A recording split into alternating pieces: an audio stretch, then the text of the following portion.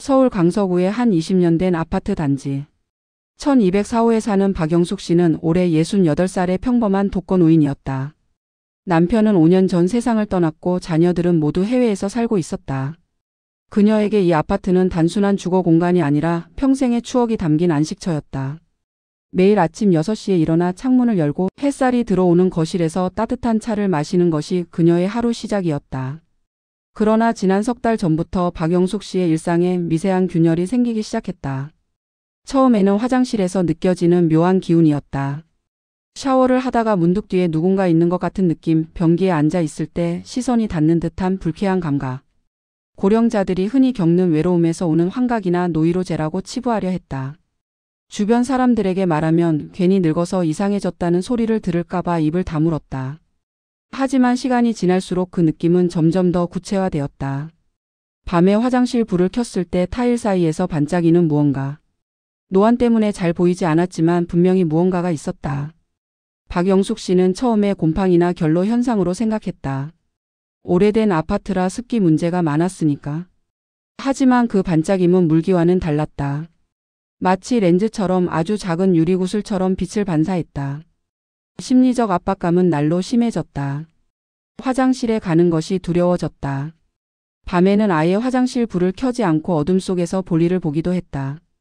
샤워할 때는 수건으로 몸을 최대한 가리고 옷을 갈아입을 때도 구석을 향해 서 있었다. 스스로도 이상하다는 걸 알았지만 그 느낌을 떨쳐낼 수가 없었다. 20년을 살아온 집이 가장 안전해야 할 공간이 이제는 감옥처럼 느껴지기 시작했다.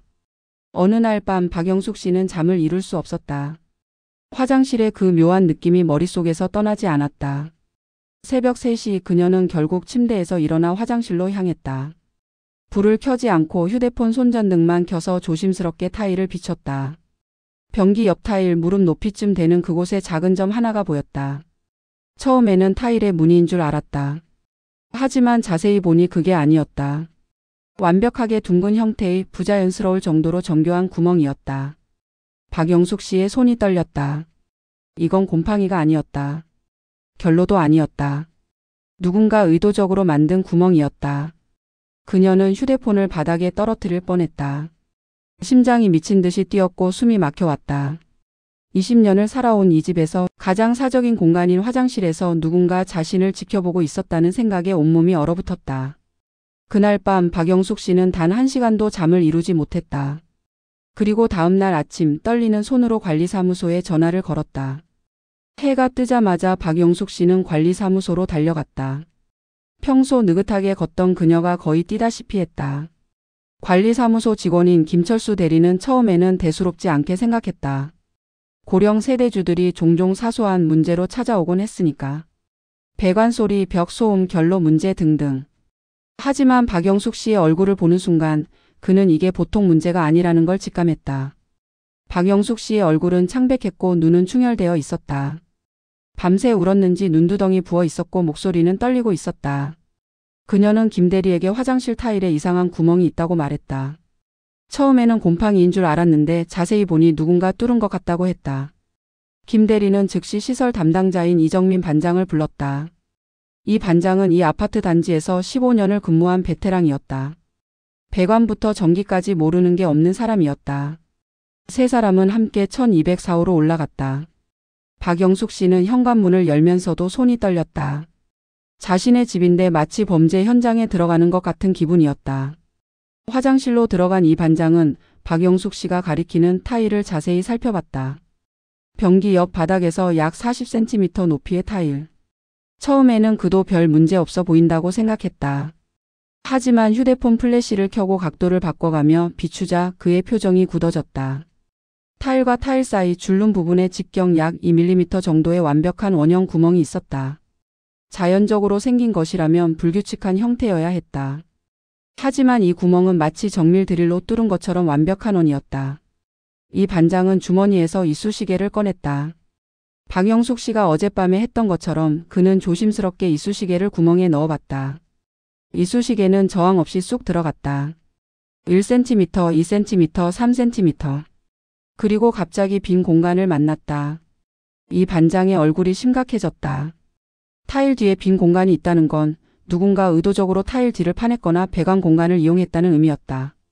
그는 구멍에 휴대폰 카메라를 최대한 가까이 대보았다. 플래시를 켜고 사진을 찍어 확대해봤다. 그리고 그는 숨을 멈췄다. 구멍 안쪽 깊은 곳에서 뭔가 반짝이는 게 보였다. 렌즈처럼 유리 같은 물체가 빛을 반사하고 있었다. 김 대리가 물었다. 저게 뭐냐고. 이 반장은 대답하지 못했다. 확신할 수는 없지만 그의 오랜 경험으로 봤을 때 이건 자연적인 현상이 아니었다. 누군가 이 구멍을 뚫었고 그 안에 무언가를 설치했거나 설치하려고 시도했다. 최악의 경우 카메라일 수도 있었다. 이 반장은 박영숙 씨에게 말했다. 이건 단순한 시설 문제가 아니라고 경찰에 신고해야 한다고. 박영숙 씨는 그 자리에 주저앉을 뻔했다. 자신의 의심이 현실이 되는 순간이었다. 20년을 살아온 집에서 가장 사적인 공간에서 누군가 자신을 훔쳐보려 했다는 사실. 아니 어쩌면 이미 훔쳐봤을 수도 있다는 사실. 그녀의 머릿속에는 지난 몇 달간 화장실에서 있었던 모든 순간들이 스쳐 지나갔다. 샤워하던 모습, 옷을 갈아입던 모습, 가장 무방비한 순간들. 그 모든 것을 누군가 봤을 수도 있다는 생각에 구역질이 났다.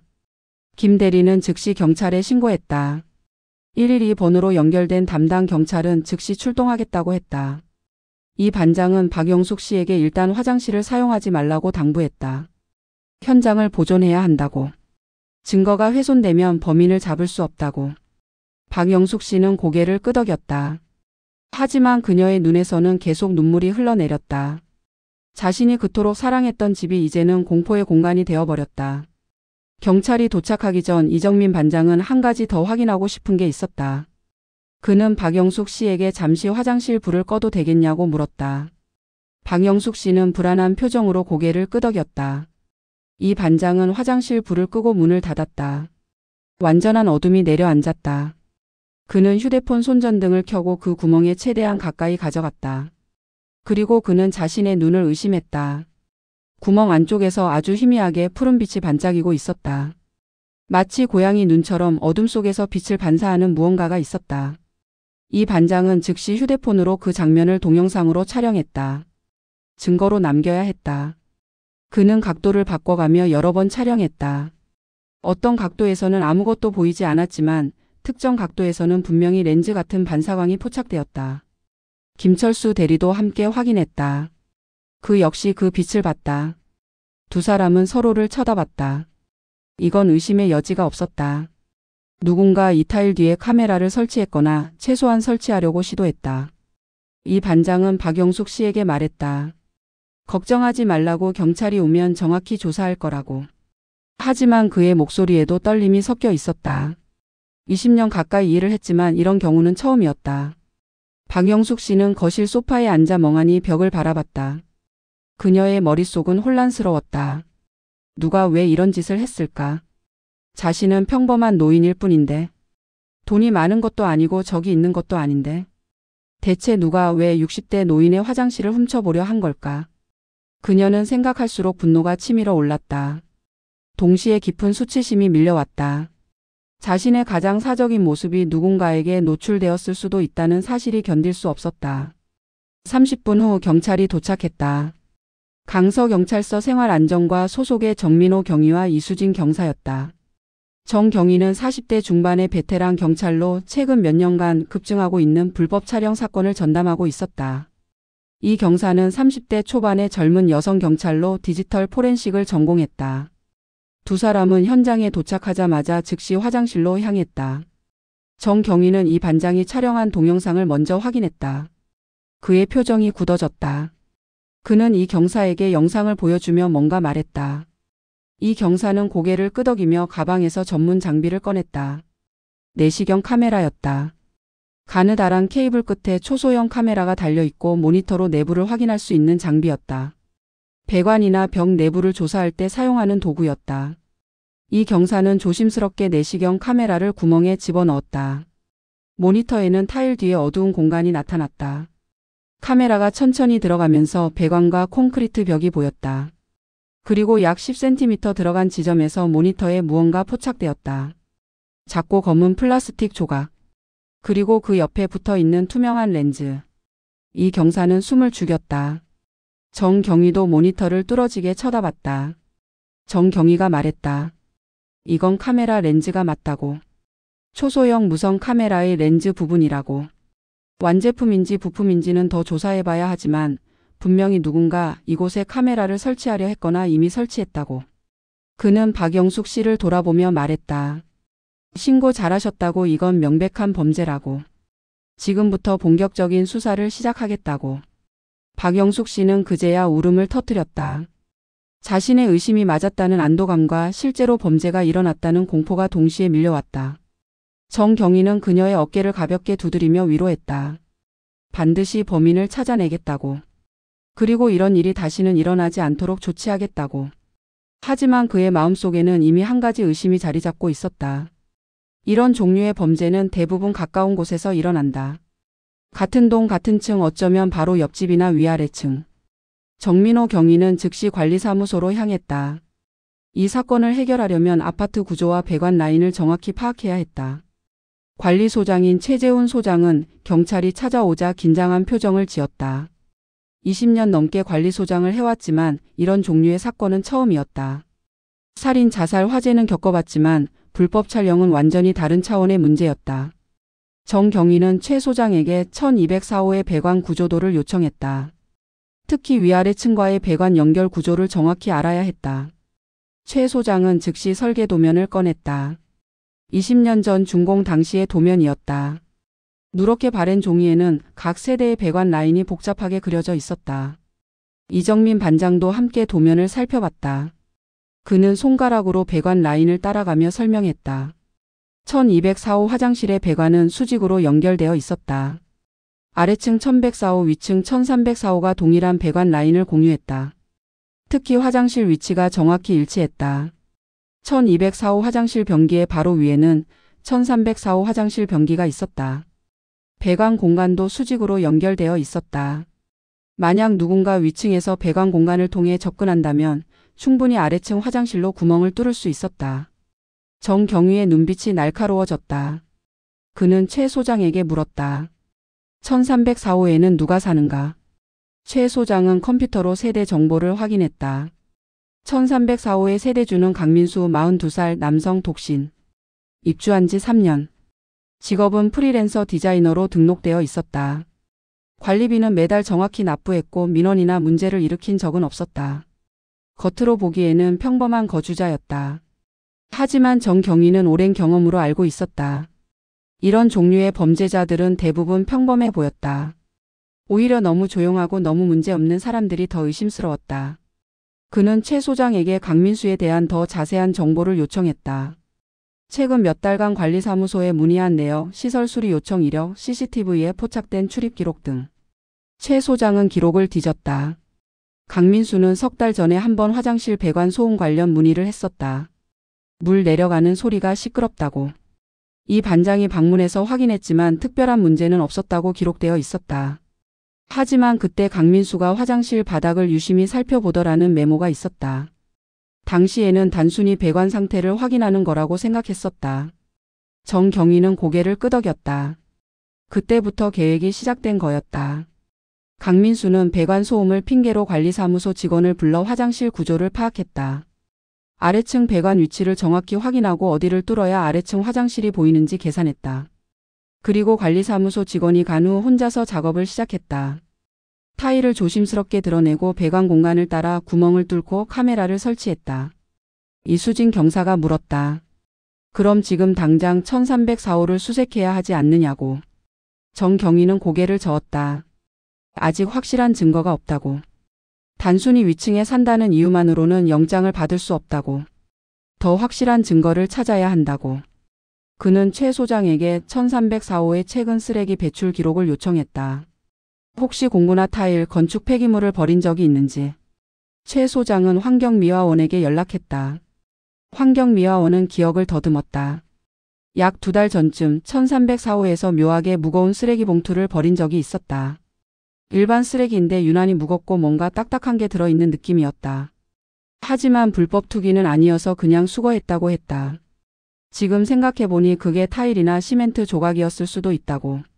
정경희는 모든 정황이 강민수를 가리키고 있다고 판단했다. 하지만 여전히 결정적 증거가 부족했다. 그는 이 경사에게 지시했다. 1204호 화장실의 구멍을 더 정밀하게 조사하라고. 혹시 지문이나 DNA, 미세한 섬유 조각이라도 남아 있을 수 있다고. 그리고 자신은 1304호 세대주의 신원을 더 깊이 파고들겠다고. SNS 온라인 커뮤니티 정과 기록까지. 최 소장은 걱정스러운 표정으로 물었다. 이 사건이 알려지면 아파트 전체가 난리가 날 거라고. 집값도 떨어지고 입주민들이 불안해할 거라고.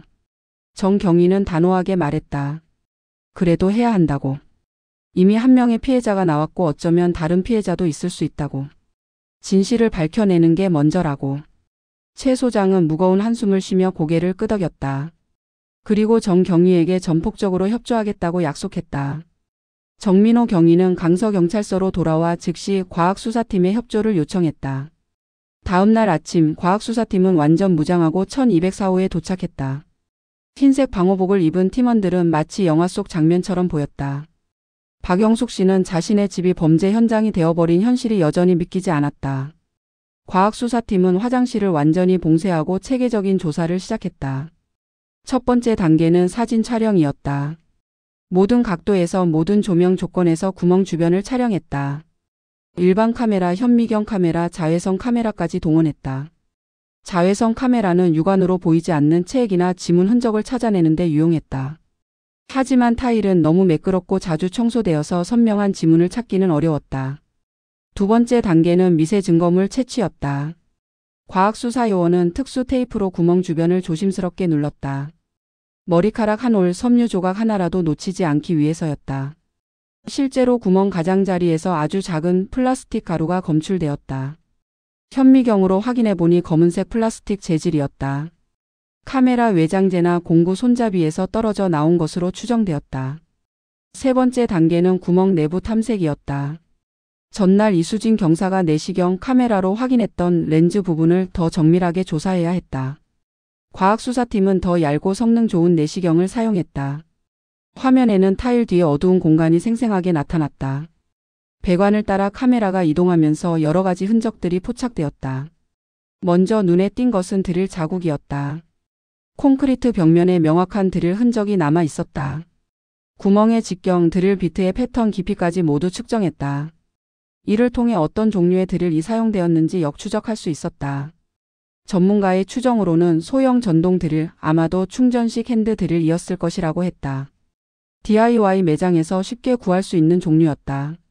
그리고 약 15cm 깊이에서 결정적인 증거가 발견되었다.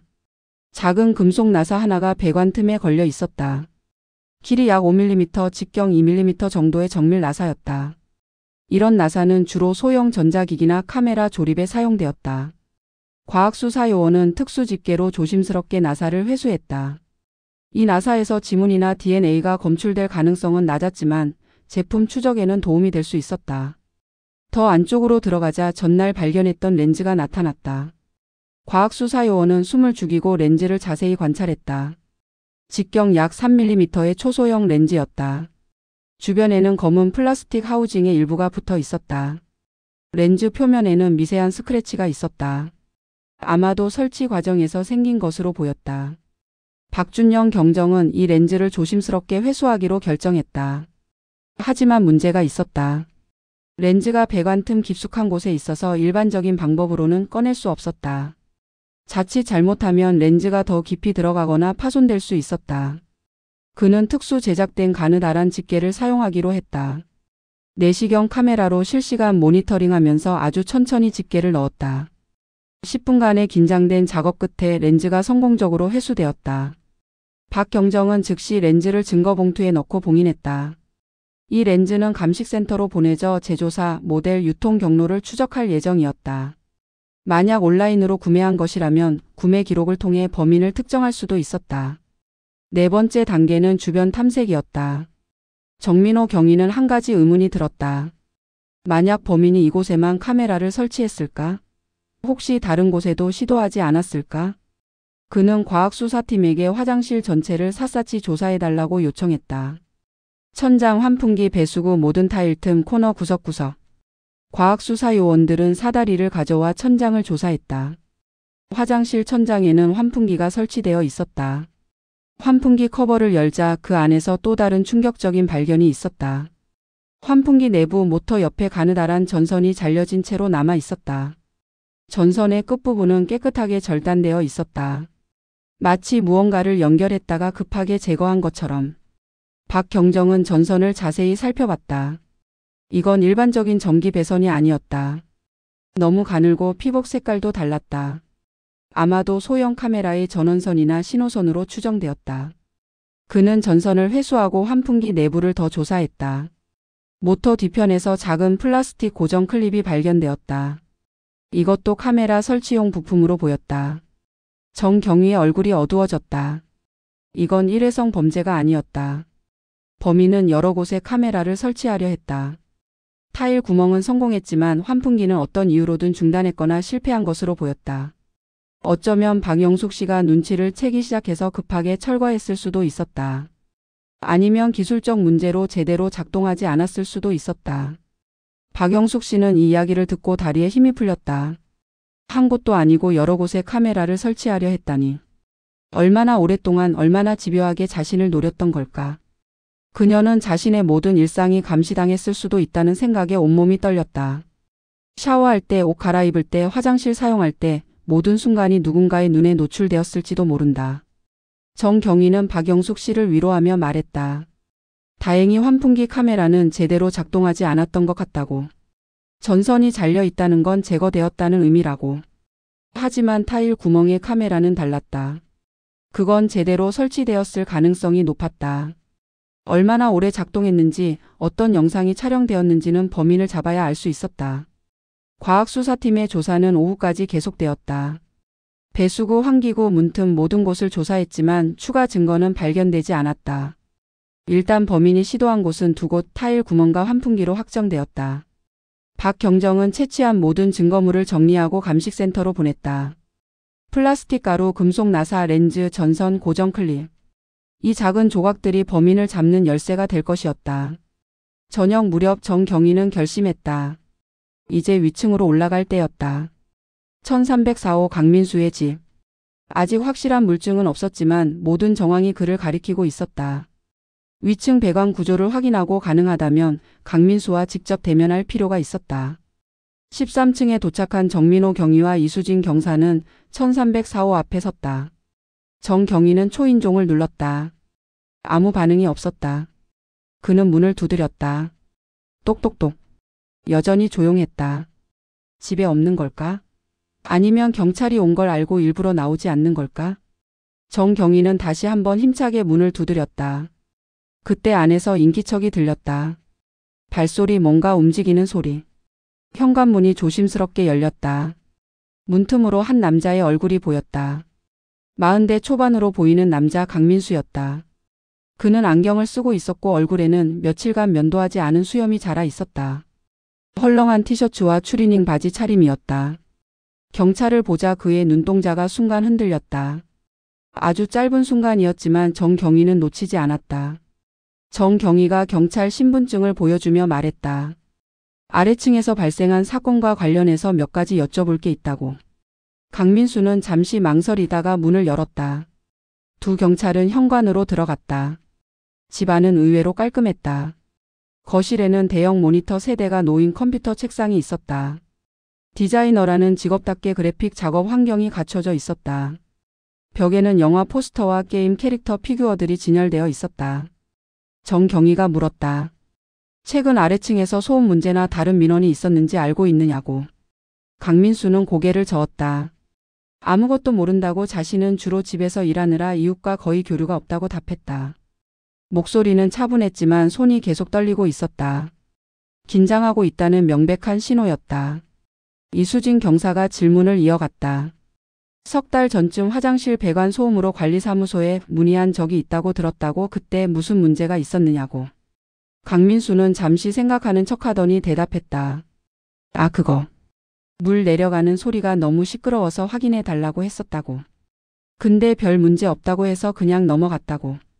정경위는 날카롭게 파고들었다. 그때 화장실 바닥을 유심히 살펴봤다고 들었는데 특별한 이유가 있었느냐고. 강민수의 얼굴이 순간 굳었다. 그는 더듬거리며 말했다. 바닥 타일에 금이 간 것 같아서 확인했을 뿐이라고. 다른 이유는 없었다고. 하지만 그의 목소리는 점점 작아지고 있었다. 정경희가 본론으로 들어갔다. 혹시 화장실 보수 공사를 한 적이 있느냐고, 특히 최근 몇 달 사이에. 강민수는 단호하게 부인했다. 일절 없다고. 입주한 이후로 화장실을 건드린 적이 한 번도 없다고. 타일도 안 바꿨고 배관도 안 만졌다고. 그의 부인은 너무 강했다. 오히려 그게 의심스러웠다. 이 경사가 말했다. 그럼 화장실 한번 봐도 되겠느냐고. 배관 상태를 확인하고 싶다고. 강민수는 잠시 망설였다. 그의 눈동자가 빠르게 움직였다. 뭔가 계산하고 있는 것 같았다. 그는 마지못해 고개를 끄덕였다. 화장실 문을 여는 순간 정경희는 미세한 소독약 냄새를 맡았다.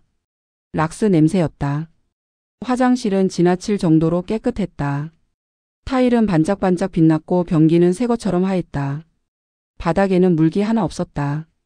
마치 누군가 최근에 대청소를 한 것처럼. 정경희는 무릎을 꿇고 바닥을 자세히 살펴봤다. 변기 옆 정확히 아래층 1204호 화장실 구멍 위치에 해당하는 부분. 타일을 손으로 눌러보고 줄눈을 손톱으로 긁어봤다. 그때 미세한 차이를 발견했다. 다른 타일들에 비해 한 부분만 줄눈이 새 것처럼 깨끗했다. 색깔도 미묘하게 달랐다. 정경희가 강민수를 쳐다봤다. 이 부분 줄눈을 최근에 다시 했느냐고. 강민수는 또 부인했다. 절대 아니라고. 입주할 때부터 그대로라고. 하지만 그의 이마에는 땀방울이 맺히고 있었다. 정경희는 확신했다. 이 남자가 뭔가 숨기고 있다. 이 경사는 천장도 확인했다. 그리고 배관 점검구에서 이상한 점을 발견했다. 점검구 커버의 나사가 다른 곳에 비해 깨끗했다. 녹도 없고 페인트 자국도 없었다. 최근에 교체한 나사였다. 왜 굳이 점검구 나사를 교체했을까? 이 경사가 물었다. 저 점검구를 최근에 열어본 적이 있느냐고. 강민수는 기억이 안 난다고 얼버무렸다. 어쩌면 입주 초기에 한번 열어봤을 수도 있다고. 하지만 확실하지 않다고. 그의 대답은 점점 더 모호해지고 있었다. 정경희는 더 이상 애둘러 갈 필요가 없다고 판단했다. 그는 강민수에게 직접적으로 물었다. 혹시 아래층 1204호에 거주하는 박영숙 씨를 아느냐고. 강민수는 고개를 저었다. 모른다고. 아래층에 누가 사는지 관심 없다고. 하지만 그의 눈은 정경희의 눈을 피하고 있었다. 정경희가 말했다. 1204호 화장실에서 불법 촬영 장치가 발견되었다고. 정확히 이 집 화장실 아래쪽이라고. 그리고 배관을 통해 설치된 것으로 보인다고.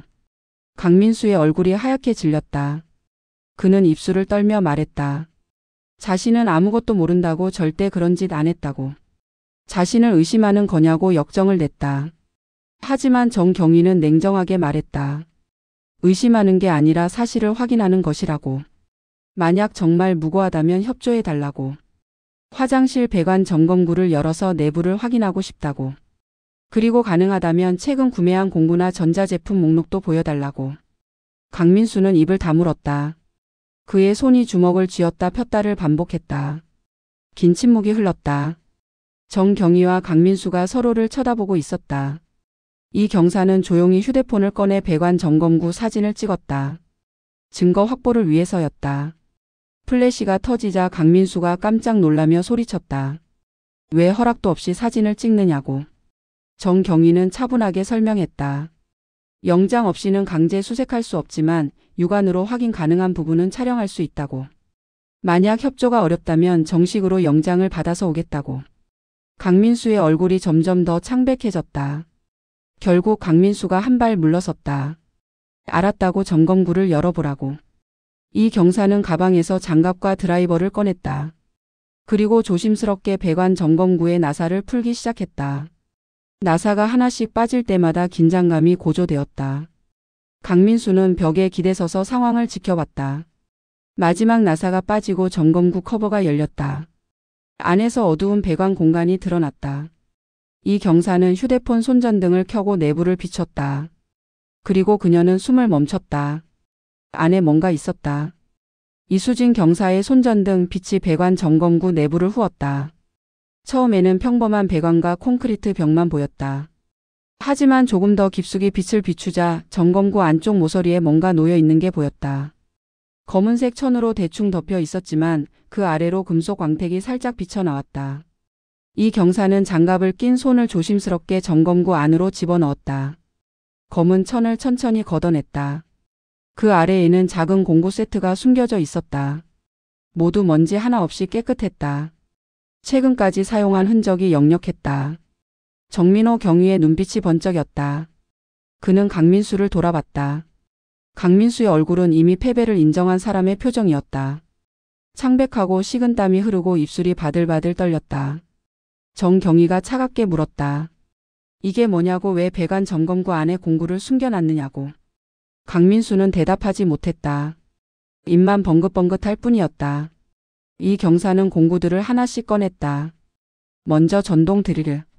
충전식 소형 드릴이었고 브랜드는 국내 유명 회사 제품이었다. 온라인에서 10만 원이면 살 수 있는 흔한 모델이었다. 하지만 드릴 비트가 문제였다. 여러 개의 비트 중에서 유독 하나만 사용 흔적이 뚜렷했다. 직경 약 3mm에 가는 비트. 끝부분에는 콘크리트 가루와 타일 가루가 묻어 있었다. 정경희는 즉시 그 비트를 증거 봉투에 넣었다. 이 비트를 감식센터로 보내 아래층 구멍에 드릴 자국과 대조하면 확실한 증거가 될 것이었다. 만약 패턴이 일치한다면 이 드릴로 아래층 화장실 구멍을 뚫었다는 것이 과학적으로 입증되는 것이었다. 다음으로 정밀 드라이버 세트. 여러 크기의 드라이버가 케이스에 정리되어 있었다. 그중 가장 작은 드라이버 끝에는 검은 플라스틱 가루가 묻어 있었다. 아마도 카메라 케이스를 분해하거나 조립할 때 사용한 것으로 보였다. 이것도 증거 봉투에 넣었다. 나중에 현미경 분석을 하면 플라스틱 재질을 특정할 수 있을 것이었다. 그리고 마지막으로 작은 플라스틱 케이스. 이 경사가 케이스를 조심스럽게 열었다. 안에는 전자부품들이 가득 들어 있었다. 모두 온라인에서 구매할 수 있는 제품들이었다. 몰카 제작용 부품들이었다. 정경희는 케이스 안의 카메라 모듈을 자세히 살펴봤다. 하나는 완전한 상태였지만 다른 하나는 렌즈 부분이 떨어져 나간 상태였다. 그는 즉시 깨달았다. 아래층 배관에서 발견된 렌즈가 바로 이 카메라에서 떨어져 나간 것이다. 크기도 같고 색깔도 같았다. 이건 결정적 증거였다. 강민수는 벽에 등을 기댄 채 무너져 내렸다. 바닥에 주저앉아 머리를 감쌌다. 그의 어깨가 떨렸다. 울고 있는 건지 그냥 떨고 있는 건지 알 수 없었다. 정경희는 그에게 다가가 말했다. 지금 진술을 거부할 권리가 있고 변호사를 선임할 권리가 있다고. 하지만 솔직하게 말하는 게 나을 거라고. 강민수는 고개를 들었다. 그의 눈은 충혈되어 있었고 얼굴은 눈물과 땀으로 범벅이었다. 그는 떨리는 목소리로 말했다. 인정한다고, 자신이 했다고. 아래층 화장실에 구멍을 뚫고 카메라를 설치했다고. 하지만 나쁜 의도는 아니었다고, 그냥 호기심이었다고 변명했다. 호기심? 정경희는 차갑게 웃었다. 독거노인의 화장실을 훔쳐보는 게 호기심이냐고. 타인의 가장 사적인 공간을 침범하는 게 호기심이냐고. 강민수는 대답하지 못했다. 그는 계속 머리를 숙인 채 흐느꼈다. 미안하다고, 정말 미안하다고 반복했다. 이 경사는 강민수에게 물었다. 언제부터 계획했느냐고, 왜 하필 박영숙 씨를 표적으로 삼았느냐고. 강민수는 한참을 망설이다가 입을 열었다. 3달 전부터라고. 처음에는 정말 배관 소음 때문에 관리사무소를 불렀다고. 그런데 직원이 와서 배관 구조를 설명해 주는 걸 들으면서 문득 이상한 생각이 들었다고. 아래층이 수직으로 연결되어 있다는 걸 알게 되었다고. 화장실 위치도 똑같다는 걸 알았다고. 그리고 아래층에는 혼자 사는 노인이 산다는 것도 알게 되었다고. 그때부터 머릿속에서 생각이 떠나지 않았다고. 할 수 있을 것 같았다고. 들키지 않을 것 같았다고. 강민수는 자신의 말을 하면서도 스스로가 역겨운지 구역질하는 표정을 지었다. 정경희가 물었다. 그래서 어떻게 했느냐고. 강민수는 설명을 이어갔다. 온라인으로 자료를 찾아봤다고. 몰카 설치 방법, 배관을 이용한 침입 기법, 타일 천공 방법. 다크웹까지 뒤졌다고. 그리고 필요한 공구와 부품들을 하나씩 구매했다고. 드릴은 일반 쇼핑몰에서, 카메라 모듈은 해외 직구로, 무선 송신기는 중고거래 사이트에서 샀다고. 준비를 마친 후 한밤중에 작업을 시작했다고. 새벽 2시쯤 아래층에서 아무 소리도 들리지 않을 때 화장실 바닥 타일을 일부 떼어내고 배관 공간으로 드릴을 넣었다고.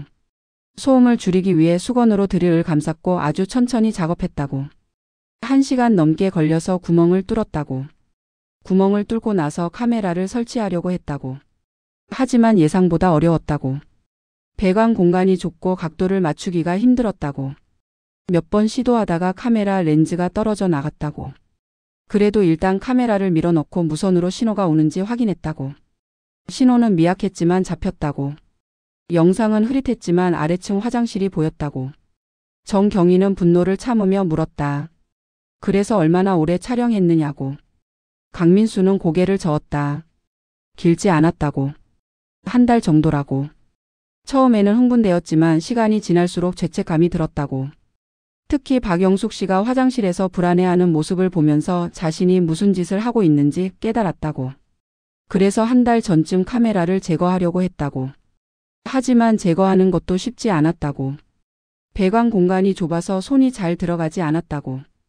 결국 카메라 본체만 빼내고 렌즈는 그대로 남겨뒀다고. 그리고 타일을 다시 붙이고 줄눈을 새로 했다고. 최대한 흔적을 지우려고 화장실을 청소하고 공구들도 점검구에 숨겼다고. 발각되지 않을 거라고 생각했다고. 이 경사가 물었다. 촬영한 영상은 어디 있느냐고. 강민수는 잠시 망설이다가 거실 컴퓨터를 가리켰다. 하드디스크에 저장되어 있다고. 하지만 유포하거나 판매한 적은 없다고 강조했다. 그냥 자신만 봤다고. 정경희는 즉시 이 경사에게 지시했다. 컴퓨터를 압수하라고. 하드디스크뿐만 아니라 모든 저장 장치를 확보하라고. 이 경사는 거실로 가서 컴퓨터의 전원을 껐다. 그리고 본체를 분리해서 증거 봉투에 넣었다.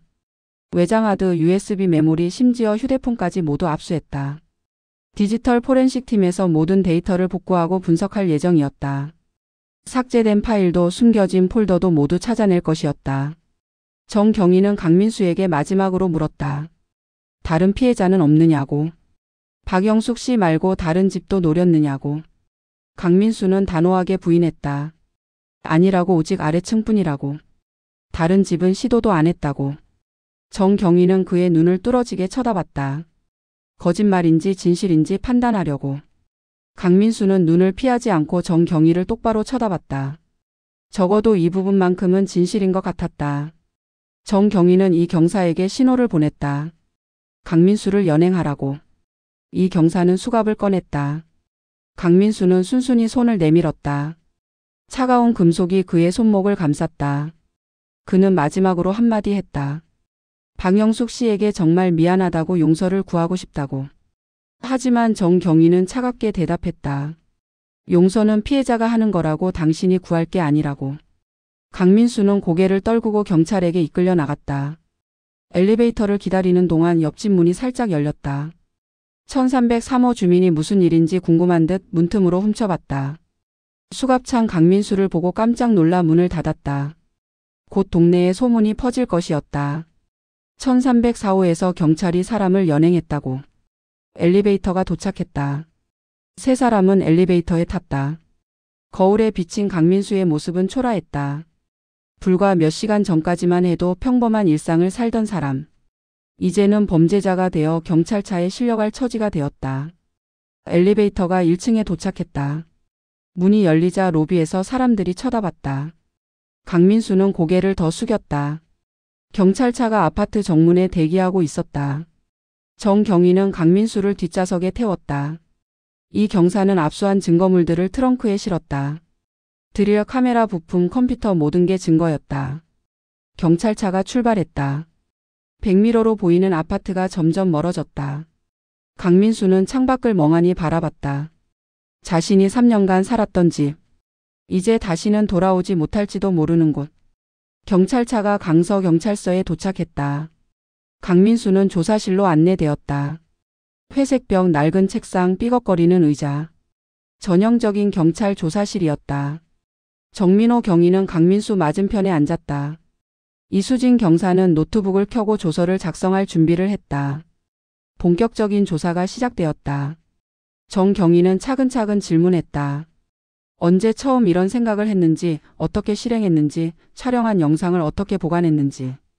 강민수는 모든 걸 솔직하게 털어놓았다. 더 이상 숨길 게 없었다.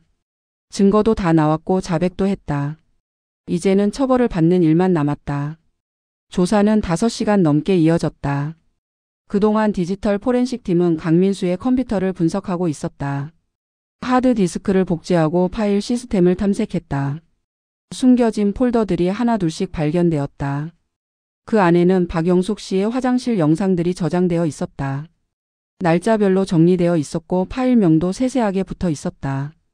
포렌식 팀장은 정경위에게 보고했다. 총 30여 개의 영상 파일이 발견되었다고. 대부분 10분에서 30분 길이였다고. 시간대는 주로 아침과 저녁 박영숙 씨가 화장실을 사용하는 시간대였다고. 다행히 영상이 외부로 유출되거나 판매된 흔적은 없었다고. 오직 강민수의 컴퓨터에만 저장되어 있었다고. 정경위는 안도의 한숨을 쉬었다. 최악의 상황은 아니었다. 영상이 온라인에 퍼졌다면 수습이 불가능했을 것이다. 하지만 그렇다고 해서 죄가 가벼워지는 건 아니었다. 촬영 자체가 이미 심각한 범죄였다.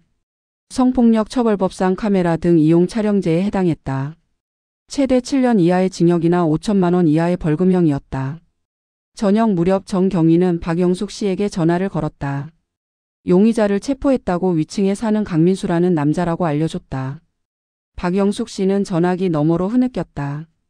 역시 위층이었냐고 바로 위에서 자신을 내려다보고 있었냐고 물었다. 정경위는 조용히 그렇다고 대답했다. 박영숙 씨는 당장 경찰서로 가겠다고 했다. 그 남자를 직접 보고 싶다고 왜 자신을 그렇게 괴롭혔는지 물어보고 싶다고 했다. 정경위는 말렸다. 지금은 조사 중이라고 내일 오전에 피해자 조사가 있으니 그때 오라고 했다. 하지만 박영숙 씨는 고집을 부렸다. 지금 당장 가야 한다고 한시도 참을 수 없다고 했다. 결국 정경위는 허락했다. 1시간 후에 오라고 하지만 직접 대면은 어렵다고 말했다. 조사실 밖에서 유리창 너머로만 볼 수 있다고. 박영숙 씨는 그것만으로도 충분하다고 했다. 그 남자의 얼굴을 직접 보고 싶다고 그래야 마음이 조금이라도 정리될 것 같다고 했다. 1시간 후 박영숙 씨가 경찰서에 도착했다. 그녀는 딸과 함께 왔다. 딸은 해외에 살고 있었지만 급히 귀국했다. 어머니가 이런 끔찍한 일을 당했다는 소식을 듣고 비행기를 탔다. 20시간 넘게 걸려 한국에 도착한 그녀는 지쳐 보였다. 하지만 어머니를 위해 강한 모습을 보이려 애쓰고 있었다. 정경위는 모녀를 조사실 옆 관찰실로 안내했다. 일방향 유리창이 있는 방이었다. 이쪽에서는 조사실 안이 보이지만 조사실에서는 이쪽이 보이지 않았다. 박영숙 씨는 유리창 앞에 섰다. 그리고 조사실 안에 강민수를 봤다. 강민수는 책상에 엎드려 있었다. 긴 조사에 지쳐 보였다. 얼굴은 창백했고 눈은 충혈되어 있었다. 손목에는 수갑이 채워져 있었다. 박영숙 씨는 그를 보자 온몸이 떨렸다. 저 남자가, 저 평범해 보이는 남자가 자신의 삶을 지옥으로 만든 범인이었다. 3달 동안 자신을 괴롭힌 악마였다. 박영숙 씨의 딸이 어머니를 부축했다. 어머니의 어깨가 격하게 떨리고 있었다. 분노인지 슬픔인지 두려움인지 알 수 없는 감정들이 뒤섞여 있었다. 박영숙 씨는 유리창을 주먹으로 쳤다. 1번, 2번, 3번. 왜냐고, 왜 자신을 괴롭혔냐고 소리쳤다. 하지만 방음이 되어 있어서 강민수는 듣지 못했다. 정경위는 박영숙 씨를 진정시켰다. 내일 정식으로 피해자 진술을 받을 때 하고 싶은 말을 다 하라고 법정에서도 기회가 있을 거라고 했다. 박영숙 씨는 고개를 끄덕였지만 눈물을 멈출 수 없었다. 그녀는 몇 분 동안 강민수를 쳐다봤다. 그의 얼굴을 눈에 새기듯이. 그리고 박영숙 씨는 말했다. 용서할 수 없다고, 절대 용서하지 않을 거라고. 저 남자가 자신에게 준 고통을, 불안을, 수치심을, 그 모든 것을 평생 잊지 못할 거라고. 법이 최대한 엄하게 처벌해 주길 바란다고. 정경위는 약속했다. 최선을 다해 수사하겠다고, 검찰에 구속 기소를 요청하겠다고. 박영숙 씨의 딸도 분노에 떨었다. 어떻게 노인을 상대로 이런 짓을 할 수 있느냐고, 인간이 아니라고 소리쳤다. 그녀는 강민수를 향해 손가락질했다. 유리창 너머의 강민수는 여전히 책상에 엎드려 있었다. 자신이 지금 관찰당하고 있다는 걸 모르는 채. 정경위는 모녀에게 말했다. 이제 돌아가서 쉬라고 내일 오전 10시에 다시 오면 정식으로 진술을 받겠다고. 그리고 피해자 지원센터를 안내하겠다고 심리 상담과 법률 지원을 받을 수 있다고. 박영숙 씨는 고개를 끄덕였다. 하지만 그녀의 눈에는 여전히 공포가 남아 있었다. 두 사람은 경찰서를 나섰다. 밖은 이미 어두웠다. 차가운 겨울바람이 불었다. 박영숙 씨는 하늘을 올려다봤다. 별이 하나도 보이지 않았다. 서울의 밤하늘은 언제나 그랬다. 그녀는 딸의 손을 꽉 잡았다. 이제 어떻게 살아야 할지 막막했다. 집으로 돌아가는 게 두려웠다. 그 화장실을 다시 사용해야 한다는 게 끔찍했다. 딸이 말했다. 당분간 자기 집에서 지내자고 한국에 한두 달 있을 거라고. 어머니를 혼자 두고 갈 수 없다고. 박영숙 씨는 고개를 저었다. 괜찮다고 자기 집에서 살 거라고. 도망치고 싶지 않다고. 저 남자 때문에 자기 집을 떠날 수는 없다고. 딸은 어머니의 고집을 알기에 더 이상 말리지 않았다. 두 사람은 택시를 탔다. 아파트로 향하는 길. 박영숙 씨는 창밖을 멍하니 바라봤다. 익숙한 거리들이 지나갔다. 20년을 살아온 동네. 하지만 이제는 모든 게 낯설게 느껴졌다. 마치 다른 세상에 온 것 같았다. 안전하다고 믿었던 일상이 산산조각 났다. 그리고 그 조각들을 다시 맞추는 데는 오랜 시간이 걸릴 것 같았다. 다음 날 아침 디지털 포렌식 팀의 추가 분석 결과가 나왔다. 강민수의 컴퓨터에서 더 많은 증거들이 발견되었다. 먼저 그의 인터넷 검색 기록. 석 달 전부터 몰카 제작, 배관 구조, 타일, 천공 방법 등을 집중적으로 검색했다. 다크웹 접속 기록도 있었다. 불법 촬영 기기 판매 사이트, 몰카 제작 커뮤니티 등을 방문했다. 더 충격적인 건 그가 가입한 온라인 커뮤니티였다. 불법 촬영물을 공유하는 비밀 채팅방이었다. 회원 수는 3,000명이 넘었다. 그곳에서 강민수는 자신의 계획을 자랑했다. 위층에 사는 이점을 이용해 아래층을 촬영하겠다고. 다른 회원들은 그를 격려했다. 성공하면 영상을 공유하라고 요구했다. 정민호 경위는 이 커뮤니티 정보를 사이버 범죄 수사대에 넘겼다.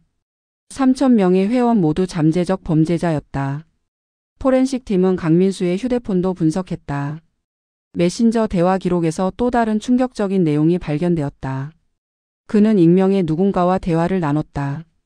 상대방은 강민수에게 촬영 기술을 가르쳐줬다.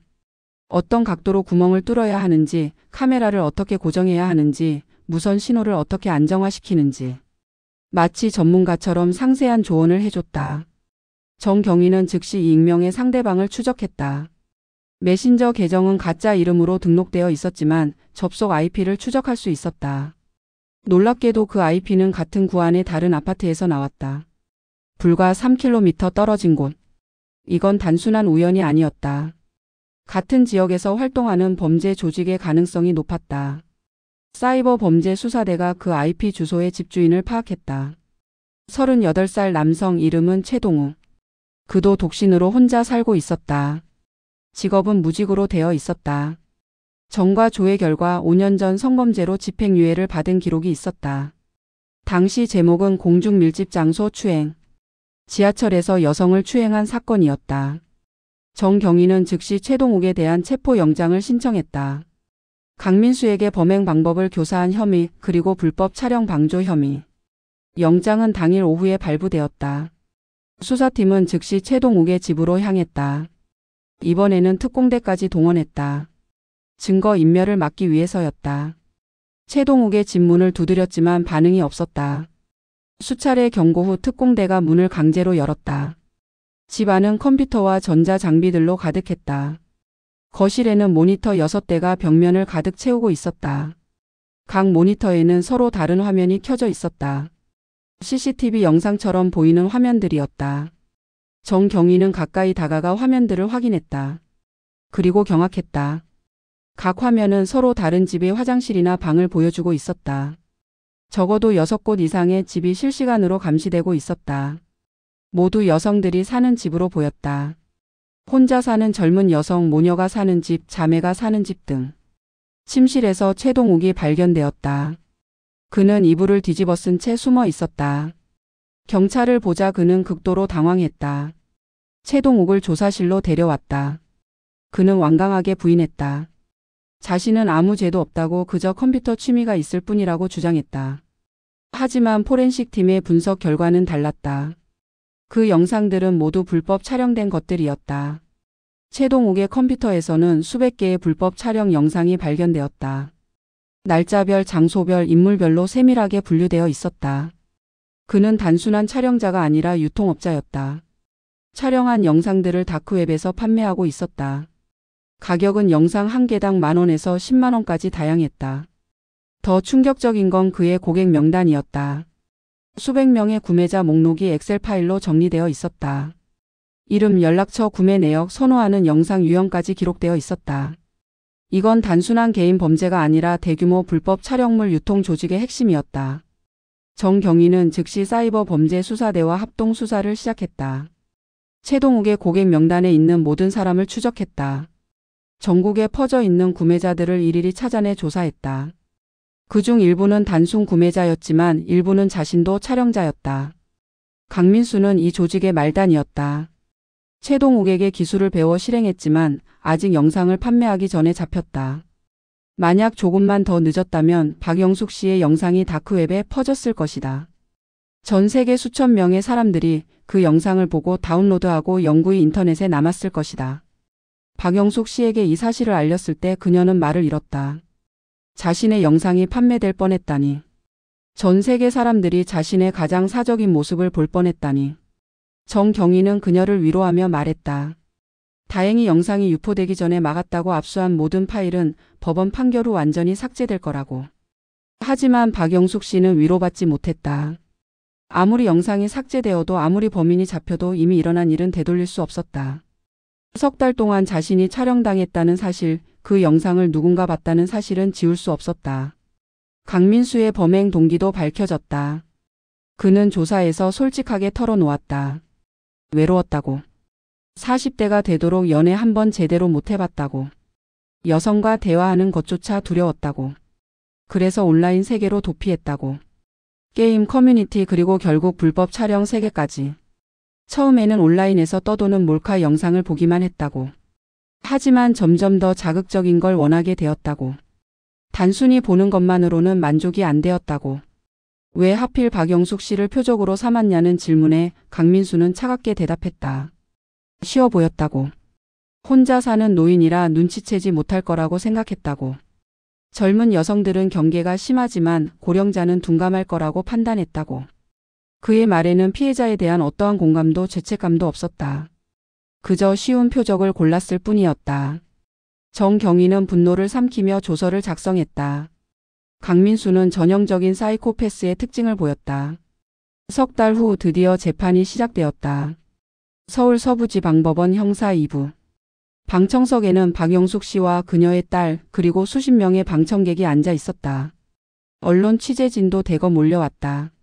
이 사건은 사회적으로 큰 이슈가 되었기 때문이었다. 강민수가 법정에 입장했다. 수갑과 포승줄에 묶인 채였다. 구치소에서 석 달을 보낸 그는 많이 수척해져 있었다. 얼굴은 창백했고 눈에는 생기가 없었다. 박영숙 씨는 강민수를 똑바로 쳐다봤다. 석 달 전 경찰서 유리창 너머로 봤을 때와는 다른 감정이었다. 그때는 분노와 두려움이었다면 지금은 차갑고 단호한 응시였다. 그녀는 더 이상 피해자로만 있고 싶지 않았다. 법정에서 당당하게 자신의 목소리를 내고 싶었다. 재판장이 입장했다. 50대 후반의 여성 판사였다. 그녀는 엄격한 표정으로 법정을 둘러봤다. 검사가 일어나 공소 사실을 낭독했다. 강민수의 범죄 내용이 하나하나 읽혀졌다. 주거침입, 성폭력처벌법 위반, 정보통신망법 위반, 재물손괴. 강민수의 변호사가 일어나 의견을 진술했다. 강민수가 깊이 반성하고 있다고 피해자에게 진심으로 사죄한다고 말했다.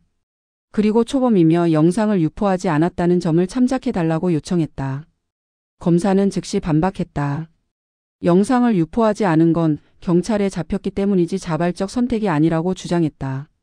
증인 신문이 시작되었다. 정민호 경위가 증인석에 섰다. 그는 수사 과정을 상세히 설명했다. 현장에서 발견한 증거들, 강민수의 자백, 컴퓨터에서 찾은 영상 파일들. 모든 증거가 강민수의 유죄를 가리키고 있었다. 다음으로 과학수사팀의 감정 결과가 제출되었다. 드릴 비트와 구멍의 패턴이 완벽하게 일치한다는 감정서, 렌즈가 강민수의 카메라 모듈에서 떨어져 나온 것이 확실하다는 분석 결과. 모든 과학적 증거가 강민수의 범행을 뒷받침했다. 이어서 피해자 진술이 있었다. 박영숙 씨가 증인석에 섰다. 그녀는 떨리는 목소리로 진술을 시작했다. 석 달 동안 느꼈던 불안감, 화장실에서 느낀 시선, 발견한 구멍, 그 이후의 고통. 그녀의 목소리는 점점 커졌다. 자신이 얼마나 큰 정신적 피해를 입었는지, 지금도 매일 악몽에 시달리는지 호소했다. 박영숙 씨는 강민수를 똑바로 쳐다보며 말했다. 당신이 한 짓은 절대 용서받을 수 없다고, 노인이라고 해서 함부로 대해도 되는 게 아니라고. 재판장이 강민수에게 최후 진술 기회를 주었다. 강민수는 떨리는 목소리로 일어섰다. 그는 박영숙 씨를 향해 고개를 숙였다. 정말 죄송하다고, 변명의 여지가 없다고 말했다. 자신이 한 짓이 얼마나 끔찍한지 이제야 깨달았다고, 평생 속죄하며 살겠다고 했다. 하지만 검사는 차갑게 반박했다. 피고인은 범행 당시 전혀 반성하지 않았다고, 오히려 온라인 커뮤니티에서 자랑했다고 지적했다. 재판은 오전 내내 계속되었다. 오후에는 양형에 대한 논의가 이어졌다. 검사는 징역 7년을 구형했다. 성폭력처벌법상 최고형에 가까운 수치였다. 그리고 출소 후 10년간 전자발찌 착용, 신상정보 공개, 아동청소년 관련 기관 취업 제한을 요구했다. 변호사는 징역 3년의 집행유예를 요청했다. 강민수가 초범이고 피해자에게 합의금을 지급할 의사가 있으며 깊이 반성하고 있다는 점을 강조했다. 일주일 후 선고 공판이 열렸다. 법정은 지난번보다 더 많은 사람들로 가득 찼다. 박영숙 씨와 그녀의 가족들, 언론 취재진, 여성 인권단체 관계자들, 그리고 일반 시민들. 모두 어떤 판결이 나올지 숨죽이며 기다렸다. 재판장이 판결문을 낭독하기 시작했다. 피고인 강민수의 범행은 계획적이고 악의적이라고, 피해자에게 씻을 수 없는 정신적 고통을 주었다고, 특히 고령의 독거노인을 표적으로 삼은 점은 매우 비열하다고 질타했다. 재판장은 계속해서 읽었다. 피고인이 초범이고 자백한 점은 인정하지만 범행의 죄질이 너무 무겁다고, 엄벌이 필요하다고 판단했다고. 그리고 최종 선고를 내렸다. 징역 6년, 출소 후 10년간 전자발찌 착용, 신상정보 공개 10년, 아동청소년 장애인 관련 기관 취업 제한 10년. 강민수는 그 자리에서 무너졌다. 6년. 40대 중반의 그가 52되어서야 출소하게 되는 것이었다. 박영숙 씨는 안도의 한숨을 쉬었다. 만족스러운 판결이었다. 6년이면 충분히 긴 시간이었다. 그동안 강민수는 자신이 한 짓을 뼈저리게 후회할 것이었다. 법정을 나서는 박영숙 씨에게 기자들이 몰려들었다.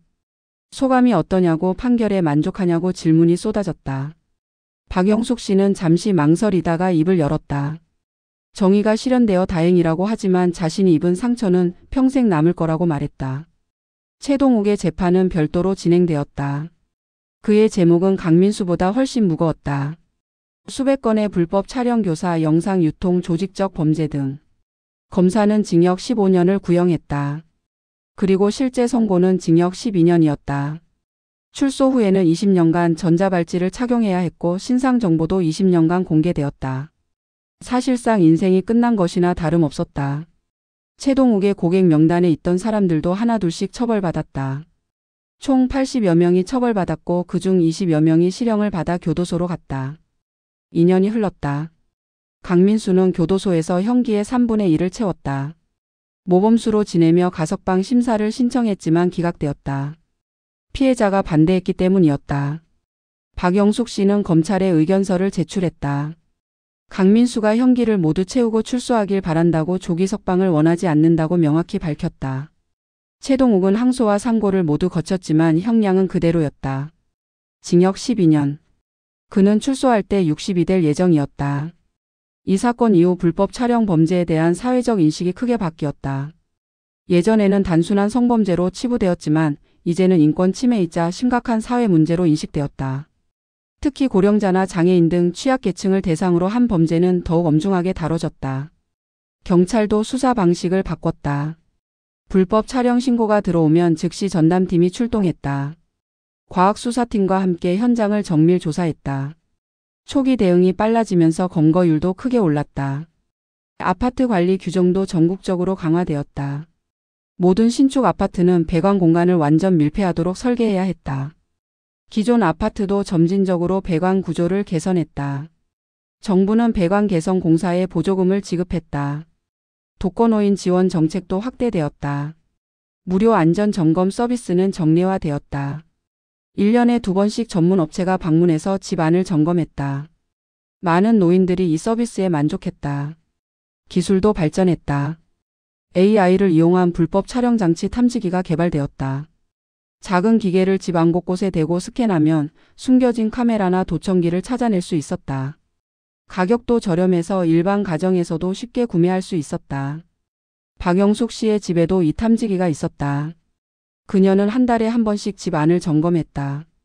박영숙 씨는 이제 피해자 지원 단체에서 중요한 역할을 하고 있었다. 상담 자원봉사를 넘어서 강연과 캠페인에도 적극적으로 참여했다. 전국 각지를 다니며 자신의 경험을 나누고 다른 피해자들에게 용기를 주었다. 그녀의 이야기는 많은 사람들에게 감동을 주었다. 특히 노인복지관에서의 강연은 큰 호응을 얻었다. 비슷한 나이대의 청중들은 박영숙 씨의 이야기에 깊이 공감했다. 박영숙 씨의 활동은 언론에도 자주 소개되었다. 그녀는 불법 촬영 근절 운동의 상징적 인물이 되었다. 방송 출연 요청도 많았지만 그녀는 대부분 거절했다. 너무 많은 관심이 부담스러웠다. 대신 정말 필요한 곳, 자신의 이야기가 도움이 될 것 같은 곳에만 선택적으로 참여했다. 딸은 이제 해외에서 안정적으로 살고 있었다. 하지만 1년에 4번은 꼭 한국을 방문했다. 모녀 관계는 이 사건을 겪으면서 더욱 돈독해졌다. 박영숙 씨의 심리 상태도 많이 좋아졌다. 외상 후 스트레스 장애 증상은 거의 사라졌다. 여전히 가끔 악몽을 꾸긴 했지만 예전처럼 심하지 않았다. 화장실 사용도 이제는 편안했다. 완전히 리모델링한 화장실에서 그녀는 안전함을 느꼈다. 새로운 취미도 생겼다. 박영숙 씨는 요가를 시작했다. 일주일에 3번 동네 문화센터에서 노인 요가 수업을 들었다. 요가를 하면서 마음의 평화도 찾았다. 이웃들과의 모임도 계속되었다. 한 달에 한 번씩 같은 동 주민들이 모여 차를 마시고 수다를 떨었다. 대부분 비슷한 나이대의 노인들이었다. 그들은 서로의 안부를 물었고 건강 정보를 공유했고 때로는 여행 계획도 세웠다. 박영숙 씨는 이런 모임을 통해 외로움을 많이 덜었다. 계절이 바뀌어 다시 봄이 왔다. 3년 전 그 끔찍한 사건이 일어난 봄. 하지만 이제는 그때와 많이 달랐다. 어느 봄날 오후 박영숙 씨는 피해자 지원센터에서 전화를 받았다. 새로운 피해자가 있다고 60대 여성이고 비슷한 상황이라고. 상담을 부탁할 수 있겠냐고. 박영숙 씨는 주저없이 그렇겠다고 대답했다. 자신의 경험이 다른 누군가에게 도움이 된다면 기꺼이 나서고 싶었다. 다음 날 박영숙 씨는 센터로 향했다. 상담실에서 새로운 피해자를 만났다. 그녀의 눈에는 3년 전 자신의 모습이 보였다. 박영숙 씨는 그녀의 손을 잡았다. 그리고 말했다. 괜찮을 거라고. 시간이 걸리겠지만 반드시 회복할 수 있다고. 자신이 그 증거라고. 새로운 피해자는 박영숙 씨의 손을 꽉 잡으며 울었다. 박영숙 씨도 함께 울었다. 하지만 이번 눈물은 3년 전과 달랐다. 절망의 눈물이 아니라 연대의 눈물이었다. 함께 아파하고 함께 이겨내겠다는 다짐의 눈물이었다.